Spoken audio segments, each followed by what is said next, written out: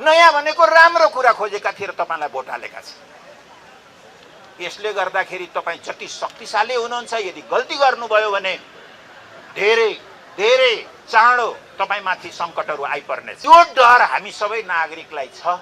यस्तो मूल्य फेरि तिर्न नपरोस्, यस अर्थमा तपाईले यी 7वटा कुरामा ध्यान दिनुहोस् र आगामी दिनमा मैले अघि भनिसकेका छु कि हामी हिजो पनि यो कुरा दाबीका साथ भनेका थियौँ। म सम्झिन्छु 2076 सालको यो सम्भवतः भदौ या असौजको कुरा हो। मैले कमरेड ओलीलाई भनेको थिएँ, कमरेड, राति थियो, 11-12 बजे थियो, कति बजे थियो, कमरेड ओली, तपाईको व्यक्तित्व यो राष्ट्रको पुँजी हो। किनभने यस्तो व्यक्तित्वहरू जसको बन्छ राष्ट्रको, यो धेरै ठुलो कुरा हो। राष्ट्रका लागि यो आधार हो, बलियो आधार। अझ पार्टीका लागि त ठुलो पुँजी हो।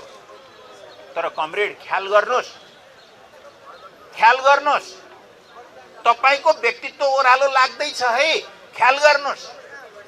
मैले त्यो कुन बेलामा भनेको थिएँ भने जतिखेर कमरेड केपी सबभन्दा लोकप्रिय हुनुहुन्थ्यो, त्यो बेलामा मैले